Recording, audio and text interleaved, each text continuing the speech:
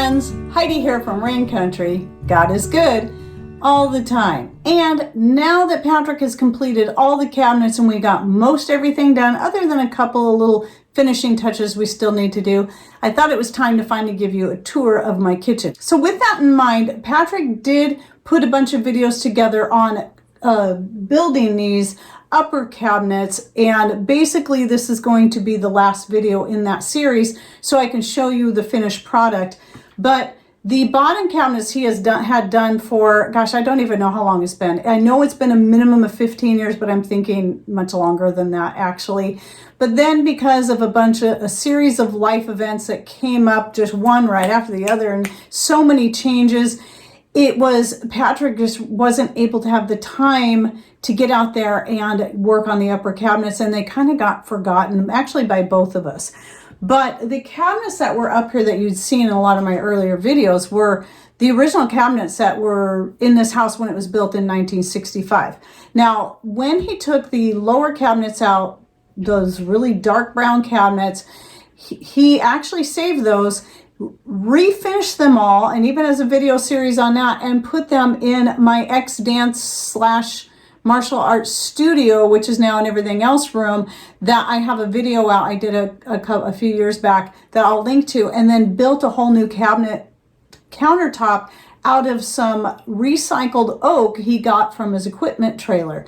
And so it's a beautiful cabinet, beautiful countertop. So we're able to still make the most out of those old cabinets, because even though they were kind of old and they did need serious refinishing, they were still very, very sturdy cabinets. So the upper cabinets, the same thing. Once he gets those, has the time to get those refinished, they're going to go up above in that same room in there above the old ones that he has down below.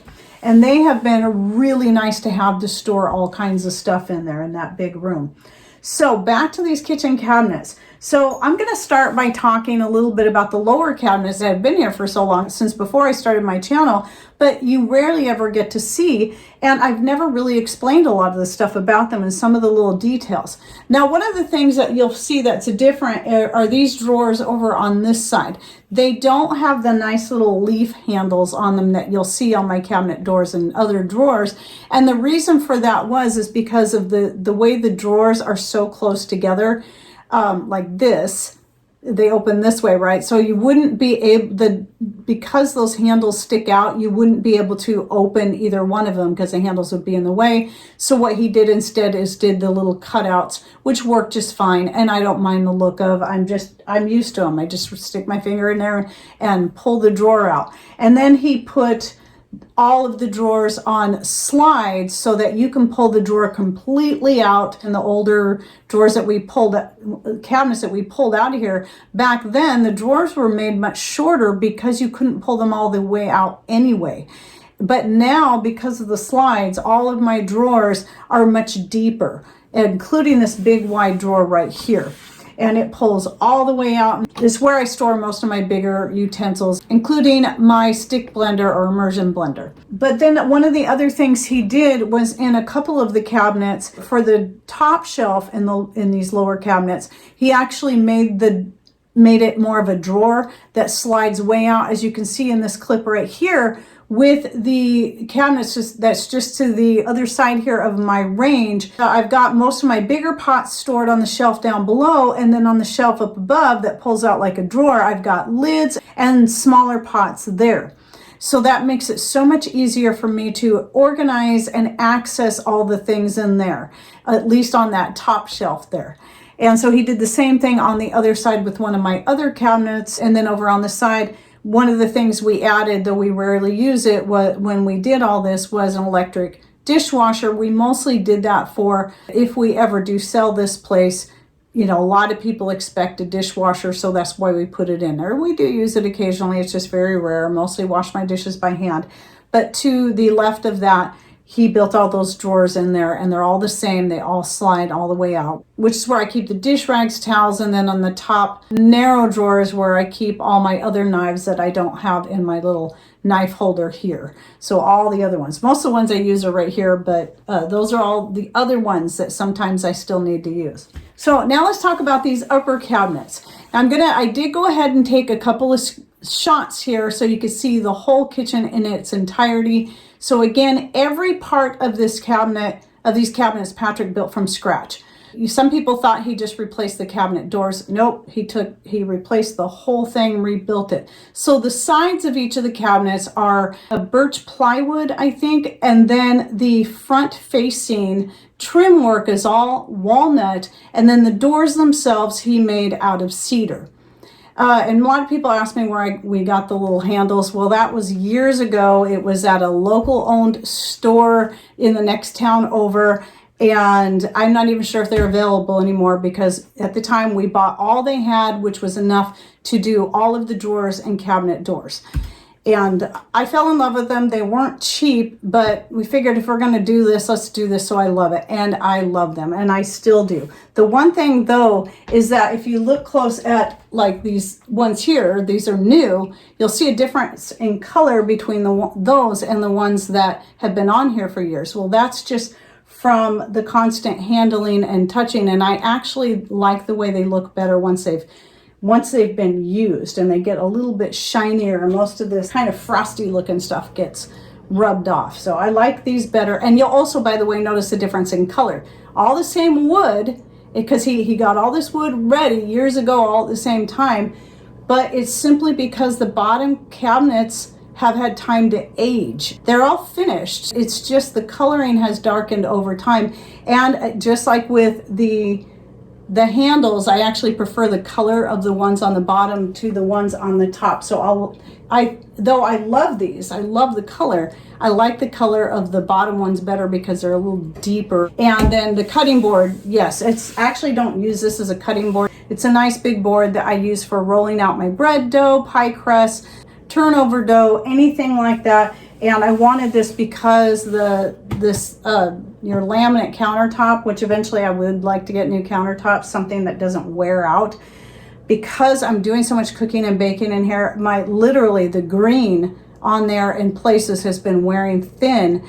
And I'm thinking, oh, that's all getting in my food too. So not only are my countertops looking ugly from wearing out, I don't know what's getting in there. So this is where I do all the rolling out. So I love this. And then I use my chicken cutting board for cutting, and then Patrick made both of those. So back to these upper cabinets, some other features is that in two of the cabinets, the one that holds all my herbs, spices, daily use, herbs, spices, and homemade extracts, all these cabinets all just had two shelves in them, not counting the bottom shelf. So you just had two separate shelves. Well, he added a third shelf to this over here. So you can see in this image right here, how now I'm better able to arrange my herbs and spices so they're easier to get to, because it used to be I had to stack the smaller jars of spices on top of each other, which made a lot of fumbling around. Well, now I can stack them on their own shelves.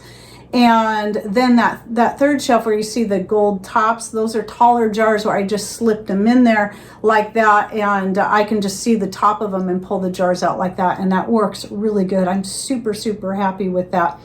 And the other great feature to all of these cabinets, these upper ones, is that he made it that the shelves are completely adjustable. So if I ever change my mind, I can change the height and space of all of these shelves however suits me, because sometimes we get rid of old stuff, bring different stuff in, and things are always changing, and maybe we just want to change the way that is. So then the other one that he put that third shelf in is the one that holds our mugs and our glasses. And you'll see in this image that we have an overabundance of mugs. A lot of that is because they were gifts. Some of it is because when I bought my newer set of Corel, it all came with mugs that I really didn't need, but I wanted the full set. And so we have all those. So all the mugs we don't use as much now are able to go on that top shelf, and then keep all the mugs that we use on a regular basis down lower. And then you can see all our glasses. We use mostly canning jars, recycled glasses, and so on. And then I even have a special place for my wine glasses, which I didn't have before. Some of them were my mother-in-law's, and some of them were mine from when we first got married, were gifts. And then my other cabinet with our bowls and plates mostly. Over here, I was able to get, even though we didn't, I think we changed the height of where we put those, but we didn't need to put a third shelf in. We might he might still build a third one, but I'm liking the way this is. I was able to get a lot of old stuff taken out of there and then rearrange everything so it's nice and neat in there. And the other thing about these cabinets is because they're lighter on the inside and not that really dark brown wood, it is also, I'm finding, much easier to see everything in there because of the lighter wood, which also reflects the light coming from the outside. And then the other new feature, so we took out the old humongous microwave that was here and that big old ugly thing. Now this is all opened up again and I love it. But in doing that, the back wall, when Patrick put these lower cabinets in, he only took the splash guard up as far as it needed to go, which is just up to the bottom of the microwave, which was way down here.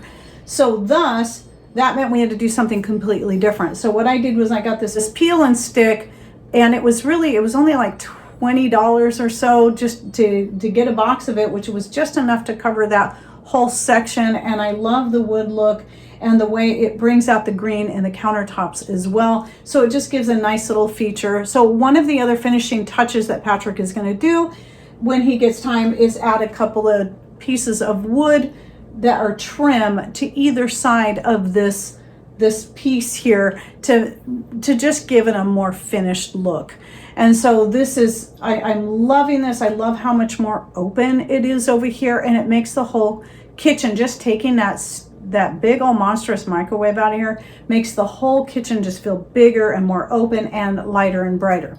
Of course, we did also repaint all the walls, which was a good timing because we were able to pull all the cabinets out and then put a good coat of paint on all that over the old 1965 mint green paint that was in there and just get it all sealed up really well. And that really brightened it up. We didn't realize till we went to paint this that it was the only room in the house that we had not painted since we moved into this place. So, and we've been here for 32 years and who knows how long it had been sitting like that before. And so that paint was that white paint that was in here, especially up at the top, as a lot of you would know, was dingy and dark and so ugly, and it's just really brightened everything up. Now, one of the other things we still need to do yet is to paint the whole ceiling. It desperately needs a coat of paint, especially because over in this corner here, I'll show you a picture, you'll see a dark stain. That was from a couple years ago when I had a jug of my grape wine was brewing over here. I had it sitting out here, and in the middle of the night, the airlock blew off. It got clogged from the pulp of the grapes, blew off the airlock and stained my ceiling. And because the ceiling isn't, not only is it that old popcorn ceiling, it's a flat paint, so you can't just clean it off. So we're going to get all that painted and that will brighten it up even more in here. But so far I'm really happy with what we have. And then the final finishing touch will be to put the ivy, or whatever you want to call it, paper that my oldest son bought years ago, and that's a border paper to go up there. And the reason we never put it up, he bought it for me as a gift. I don't remember if it was a birthday gift, Christmas gift or something. And he did that the same time that we were, redoing all the lower cabinets. And I love it. It matches the green perfectly. And the theme of my kitchen, which is more of it's a rustic Italian theme. I've got some chickens and stuff in here, but I have lots of grapes and grapevines. So really trying to stick with more of an Italian theme in here to represent my heritage. But still liking that rustic look. So that's why he picked this out, and I thought it was perfect. But we wanted to wait to put it up until after we painted the kitchen, which kept getting, just like with the cabinets, just kept getting put off. Well, it didn't make sense to paint everything until we got the old cabinets out and finally to put the new ones in, and that was a perfect time. A couple of other things I wanted to mention is you might notice in this video that the lighting looks different. Well, that's because I'm still using the same overhead light that's in the kitchen, which is actually pretty bright. I did put up buy some new string lights here that are brighter. The other ones were just old, they were getting dimmer, and that did help brighten it up. And I still have the same ring light I've been using for a few years. But there was a light up here that's actually a shop light. It is a halogen light that we hung up on the wall over here. And then you would sometimes see this black thick cord coming down. That was coming from that light. And I would have to plug it in and unplug it, and it was a real hassle, though the light did good to lighten up the counter space where you could see more of what was going on here than in my early videos when I first started in 2016. They were so dark. It just was so, I always hated how harsh it looked, and I hated fussing with that cord and the look of that halogen light hanging up there. So that's gone. What we did was I got myself 3 battery operated lights that I can just use this remote for, and it has a whole bunch of great settings, that lots of different colors and fun stuff you can do with it. Even though that's fun, what I really like about it is we knew that one wouldn't be enough, and I wanted it to kind of light all the way across. I wanted it to be a good even light, so that's why we got 3 and installed them up there. And I didn't want Patrick to have to install and get into the ceiling and hook up to the wiring in there. I wanted something real simple that we could take out, down, and move if we ever changed our mind. So that's why I went with this. But I can just turn them on and off with this remote very simply. Whoops, I got it on. So off. You can see I still have lots of light with this and with that and the string lights, but having that other set of lights just brightens it up in here and then makes it easier for you to see. And this is so much easier for me to do. Just turn it off, turn it on, and there I go. And I'm loving how this works. It's just making the videos go easier. And the other thing I like about these lights too is if we have a power outage, we don't have enough solar power for me to feel comfortable plugging in my string lights that go all the way around the kitchen and the dining room area. But if I really needed to, I can just turn these on. And they also have a different setting, like you can turn the dimness down where it's just where you can save some battery power, and it's also just giving you enough light to do what you need to do without having to worry about plugging in a generator or sucking the last little power you got on your battery bank in the middle of winter when it's not collecting much solar in the first place. Because that's when we have most of our power outages, is in the middle of winter when we can't rely fully on our solar power. So that's why we have generators and other ways of doing things. We have gas lanterns and oil lanterns and battery operated lanterns. So all these different many ways, we always have a way of light. And I have a video just on lighting that I usually do an update on every year. So I'll link to my most recent one down below. Oh, and one more thing I forgot to mention is this area down here. This whole area under this cabinet is one big space. Now, a lot of people would take a corner like this and put a Lazy Susan in it, which is nice. But the reason I didn't want a Lazy Susan is because stuff always falls back in the corners, because the cabinet inside is not round, just the Lazy Susan is round. And so you got stuff that falls back in the corners, and then you have to dig back there and get it. And I'm like, what's the point? Just leave it open. So what I have down here, I need to reorganize it again, by the way, but what I keep down here is he made this corner cabinet door. It's just one door that opens out, as you can see in this little video clip. And then that's where I store my buckets of flours, sugars, some certain powdered ingredients, like some of my powdered milks and stuff. Some of them I keep in this cabinet here, like my cream cheese, heavy cream, buttermilk, and that kind of stuff. But the whole dried milk I keep down here, popcorn, rice, all of those things that are, I have big buckets of these things in our back pantry, but I keep smaller buckets in here for immediate use for when I'm baking. So that's what's down there. And then I do have a little puck light in there if I have to dig clear to the back corner where I put all the stuff I don't use very much. I have a puck light where I can just press that and be able to see. So, and I'm still small enough and young enough, I guess, that I can climb back in there if I absolutely need to. I can fit right through there, no problem. So that works good for me. But anyway, I think that's it. I think I covered all the details on the kitchen, and I really appreciate you taking the time to come along and just see the tour of my kitchen and see how we've been able to finally get this stuff done. And because I know a lot of you who've been following me for a while know this has been a long process, and I've been waiting on it for a while, and I just love that now when I'm shooting my videos in here, it just looks nicer all the way around. Gone are those old dark cabinets from 1965, and now I've got Patrick's fully handcrafted cabinets up here that are so much more beautiful and brighter. And thanks for watching. Take care, and God bless.